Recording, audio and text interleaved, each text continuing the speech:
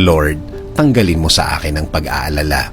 Panginoon, salamat sa mga ibinibigay mo sa amin araw-araw. Salamat sa pag-aalaga mo sa amin, sa lagi mong pagtulong sa amin, sa lagi mong pagsuporta sa amin. Lord, inaamin po namin sa inyo na madalas po sa panahon ngayon ang aming pag-aalala sa mga problemadong sitwasyon namin, Panginoon. Inaamin po namin, Panginoon, na may mga pagkakataon na nalilimutan po namin ang inyong presensya sa aming mga buhay, na nagpapatalo kami sa aming problema ngayon.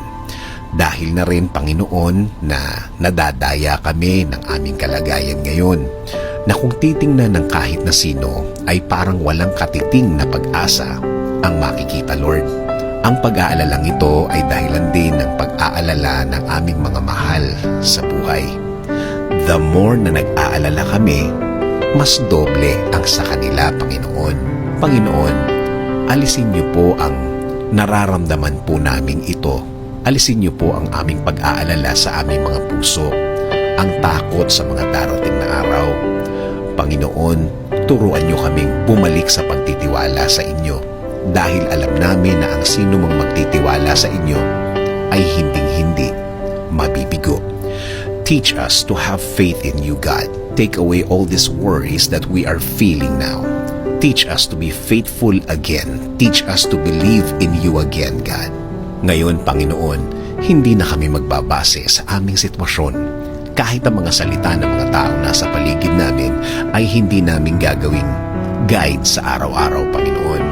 Babalik kami sa paniniwalang ikaw ang bahala sa lahat, basta kumapit lang sa faith namin sa inyo. Ipagkakatiwala po namin ang amin ngayon, ang aming bukas, at ang aming future, Lord.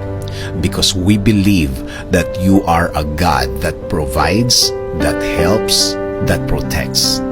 And Lord, provide blessings also to our country, Lord.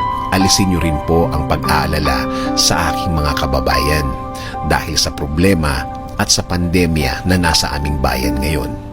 Ilagay niyo kami palagi, Panginoon, sa inyong pagmamahal at proteksyon. Alisin niyo ang aming kaba sa problemadong panahon, Panginoon, at patuloy niyo pong ibigay ang mga pagkakataon na makakatulong sa amin.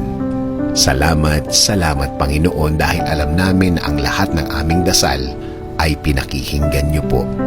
This is our prayer. In Jesus' name, Amen.